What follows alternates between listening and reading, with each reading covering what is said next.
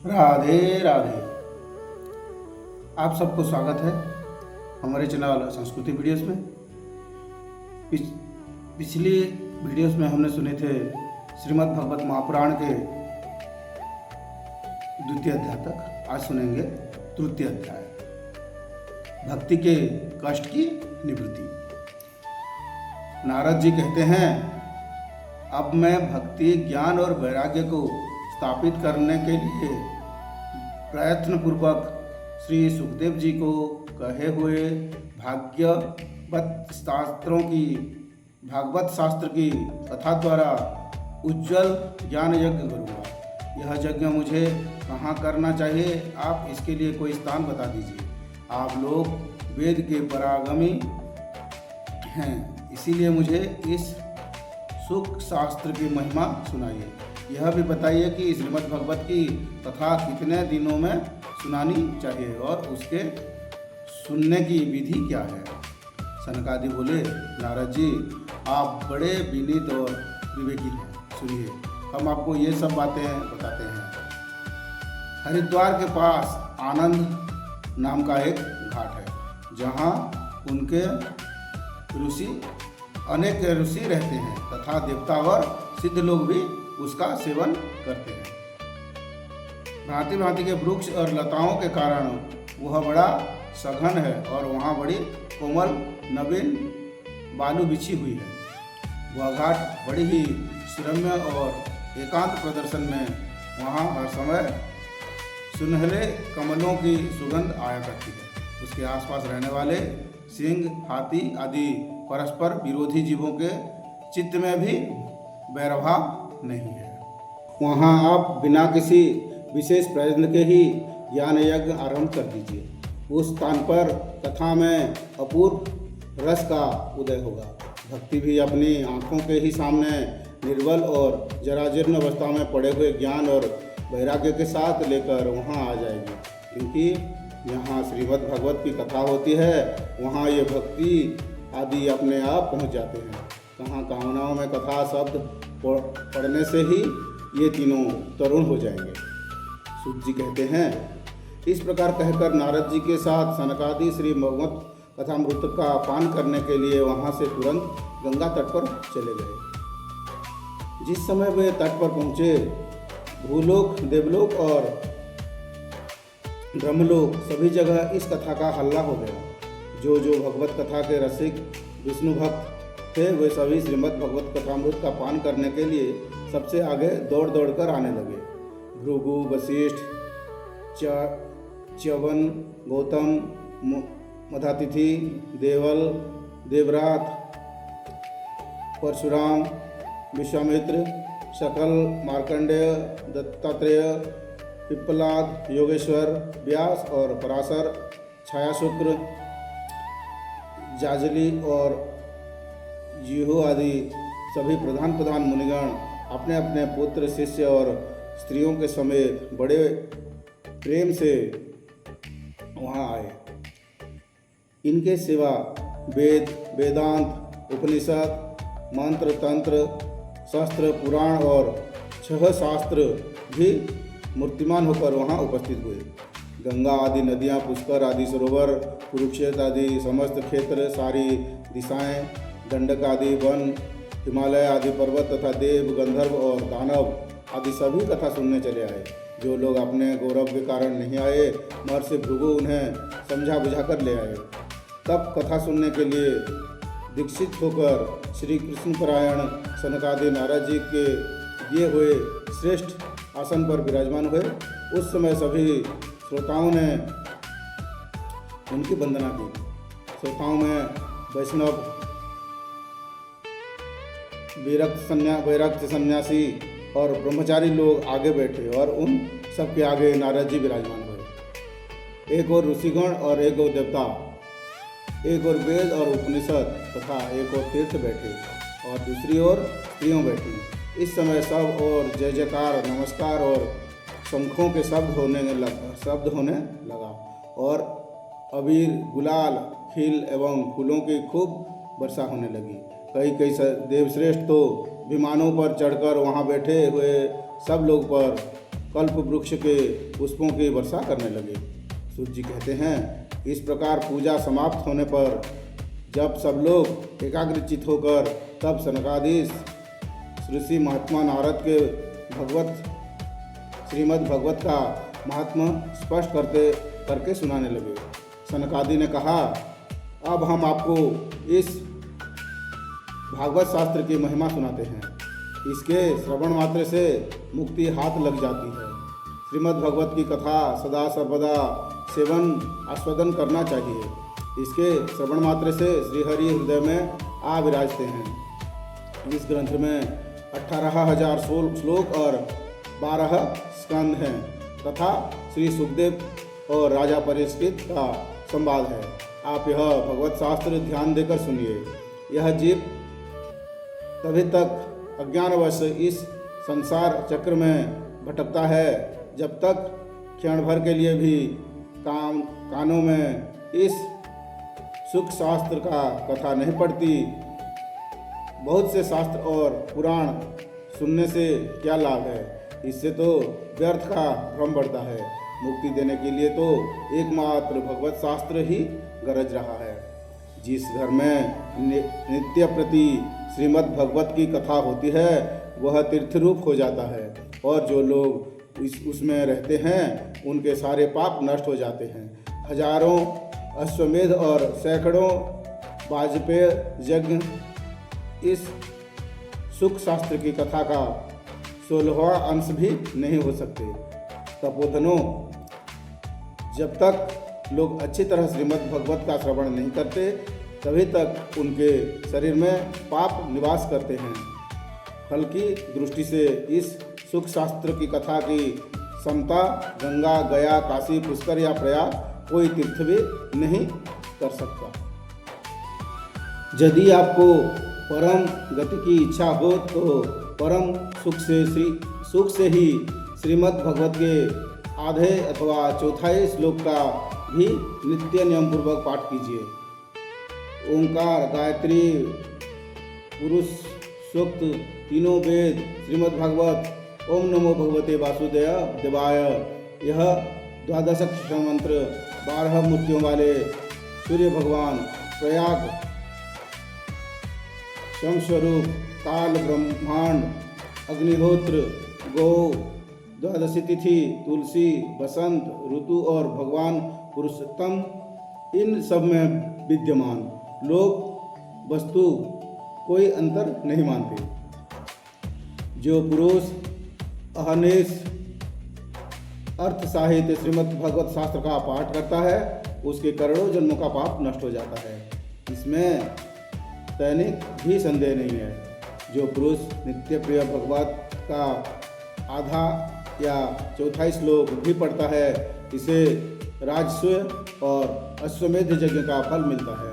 नित्य भगवत का पाठ करना, भगवान का चिंतन करना, तुलसी को सिंचना और गौ की सेवा करना, ये चारों समान है। जो पुरुष अंत समय में श्रीमद् भगवत का वाक्य सुन लेता है उस पर प्रसन्न होकर भगवान उसे वैकुंठ धाम देते हैं। जो पुरुष इसे सोने के सिंहासन पर रखकर विष्णु भक्त के दान करता है वह अवश्य ही भगवान का सायुज्य प्राप्त करता है। जिस दुष्ट ने अपनी सारी आयु में चित्त के एकाग्र करके श्रीमद् भगवत मूर्ति का थोड़ा सा भी रसवादन नहीं किया उसने तो अपना सारा जन्म चंडाल और गधे के समान व्यर्थ ही गवा दिया। वह तो अपनी माता को प्रसव पीड़ा पहुंचाने के लिए ही उत्पन्न हुआ। जिसने इस सुख शास्त्र को थोड़े से भी वचन नहीं सुने वह पापात्म तो जीता हुआ ही मृद के समान है। पृथ्वी के भार स्वरूप उस पशुतुल्य मनुष्य को धिक्कार है जो स्वर्ग लोक में देवताओं में प्रधान इंद्रादि कहा करते हैं। संसार में श्रीमद् भगवत की कथा का मिलना अवश्य ही कठिन है। जब करोड़ों जन्मों के पुण्य होता है तभी उसकी प्राप्ति होती है। नारद जी, आप बड़े ही बुद्धिमान और योगनिधि हैं। आप प्रयत्नपूर्वक कथा का श्रवण कीजिए। इसे सुनने के लिए दिनों का कोई नियम नहीं है। इसे तो सर्वदा ही सुनना अच्छा है।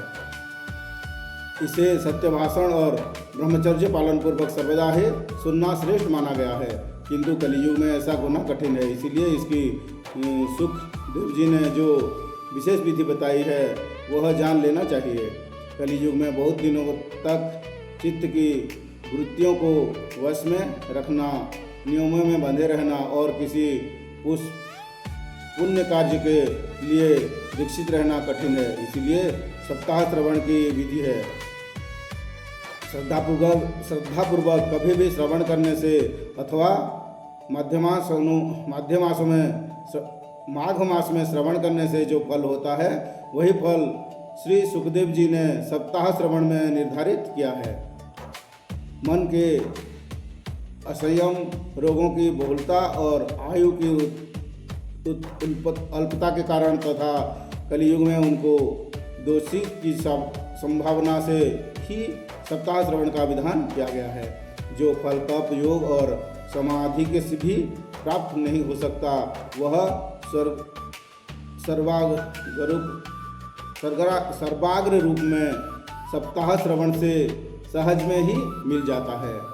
सप्ताह श्रवण यज्ञ से बढ़कर, व्रत से बढ़कर है, तप से कहीं बढ़कर है, तिथि सेवन से तो सदा ही बड़ी है, योग से बढ़कर है, यहाँ तक कि ध्यान और ज्ञान से भी बढ़कर है। अजी इसकी विशेषता का कहाँ तक वर्णन करें, यह तो सबसे बड़ी बढ़ चढ़कर है। सैनक जी ने पूछा, सूत जी यह तो आपने बड़े आश्चर्य की बात कही।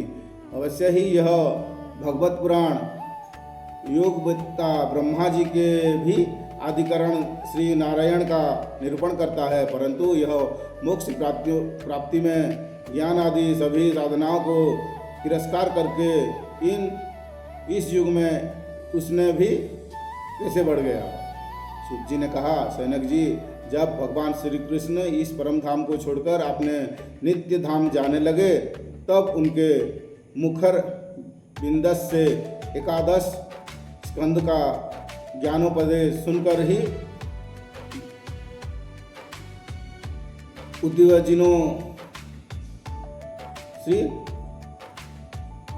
जी ने पूछा। ज्ञानोपदेश सुनकर भी उद्धव जी ने पूछा। उद्धव जी बोले, गोविंद अब आप तो अपने भक्तों का कार्य करने परम धाम को पधारना चाहते हैं, किंतु मेरे मन में एक बड़ी चिंता है, उसे सुनकर आप मुझे शांत कीजिए। अब घोर कलिकाल आया ही समझिए, इसलिए संसार में फिर उनको दुष्ट प्रकट हो जाएंगे। उनके संघर्ष से जब उनके सत्पुरुष भी उग्र प्रकृति के हो जाएंगे तब उनके भार से दबकर ही गुरु पीणी पृथ्वी किसी की शरण में जाएगी। कमल नयन, मुझे तो आपको छोड़कर इसकी रक्षा करने वाला कोई दूसरा नहीं दिखाई देता। इसीलिए भक्तवत्सल आप साधुओं पर कृपा करके यहाँ से मत जाइए। भगवान अपने निराकार और चिन्मात्र होकर भी भक्तों के लिए ही यह सगुण रूप धारण किया था। फिर भला आपको वियोग होने पर वे भक्तजन पृथ्वी पर कैसे रह सकेंगे। निर्गुण उपासनों में तो बड़ा कष्ट है, इसीलिए कुछ और विचार कीजिए। प्रभास क्षेत्र में उद्धव जी के ये वचन सुनकर भगवान सोचने लगे कि भक्तों को अवलंब के लिए मुझे क्या व्यवस्था करनी चाहिए। सैनक जी ने तब भगवान ने अपनी सारी शक्ति भगवत में रख दी। वे अंतर्ध्यान होकर इस भगवत समुद्र में प्रवेश कर गए। इसीलिए यह भगवान की साक्षात शब्दमयी मूर्ति है। इसके सेवन, श्रवण, पाठ अथवा दर्शन से ही मनुष्य के सारे पाप नष्ट हो जाते हैं। इसी से इसका सप्ताह श्रवण सबसे बढ़कर माना गया है और कलियुग में तो अन्य सब साधनों को छोड़कर यही प्रधान धर्म बताया गया है। कलिकाल में यही ऐसा धर्म है जो दुख, दरिद्रता, दुर्भाग्य और पापों की सफाई कर देता है तथा काम क्रोध की शत्रुओं पर विजय दिलाता है। अन्यथा भगवान की इस माया से पीछा छुड़ाने देवताओं के लिए भी कठिन है। मनुष्य तो इसे छोड़ ही कैसे सकते हैं। अतः इसकी छूटने के लिए भी सप्ताह श्रवण का विधान किया गया है। सूत जी कहते हैं, सैनक जी, जिस समय सनकादि मुनिवर इस प्रकार सप्ताह श्रवण की महिमा का बखान कर रहे थे, उस सभा में एक बड़ा आश्चर्य हुआ। उससे मैं तुम्हें बतलाता हूँ, सुनो। वहाँ तरुणावस्था के प्राप्त हुए अपने दोनों पुत्रों के साथ लिए विशुद्ध प्रेम रूपा भक्ति बार बार श्री कृष्ण गोविंद हरे मुरारी हे नाथ नारायण वासुदेव आदि भगवानों का उच्चारण करती हुई अकस्मात प्रकट हो गई। सभी सदस्यों ने देखा कि परम सुंदरी भक्ति रानी भगवत के कथाओं के आभूषण पहने वहाँ पधारे। मुनियों की उस सभा में सभी यह तर्क वितर्क करने लगे कि ये यहाँ कैसे आई, कैसे प्रविष्ट हुई। तब सनकादि ने कहा, ये भक्ति देवी अभी अभी कथा के अर्थ से निकली हैं। इनको ये वचन सुनकर भक्ति में अपने पुत्र समेत अत्यंत विनम्र होकर सनत कुमार जी से कहा। भक्ति बोली, मैं कलियुग में नष्ट पात्र हो गई थी। आपने कथामृत से खींचकर मुझे फिर पुष्ट कर दिया। अब आप यह बताइए कि मैं क्या करूं। यह सुनकर सनकादि ने उनसे कहा, तुम भक्तों को भगवान का स्वरूप प्रदान करने वाली, अनन्य प्रेम का संपादन करने वाली और संसार रोग को निर्मूल करने वाली हो। अतः तुम धैर्य धारण करके नित्य निरंतर विष्णु भक्तों को हृदय में ही निवास करो। ये कलियुग के दोष भले ही सारे संसार पर अपना प्रभाव डालें, किंतु वहाँ तुम पर इसकी दृष्टि भी नहीं पड़ सकेगी। इस प्रकार उनकी आज्ञा पाते ही भक्ति तुरंत भगवत भक्तों के हृदय में जा विराजी। जिसके हृदय में एकमात्र श्रीहरि का भक्ति निवास करती है, वो त्रिलोकी में अत्यंत निर्धन होने पर भी परम धन्य है। क्योंकि इस भक्ति की डोरी से बांधकर तो साक्षात भगवान भी अपना परम धाम छोड़कर उनके हृदय में आकर बस जाते हैं। भूलोक में यह भगवान साक्षात परम ब्रह्म का विग्रह है। हम इसकी महिमा कहाँ तक वर्णन करें। इसका आश्रय लेकर इसे सुनाने से तो सुनने और सुनाने वाले दोनों को ही भगवान श्री कृष्ण की ममता प्राप्त हो जाती है। अतः इसे छोड़कर अन्य धर्मों से क्या प्रयोजन है। राधे राधे। इति श्री पद्मपुराणे उत्तरखंडे श्रीमद्भगवत महात्म्ये भक्ति कष्ट निवारण नाम तृतीय अध्याय समाप्त। राधे राधे।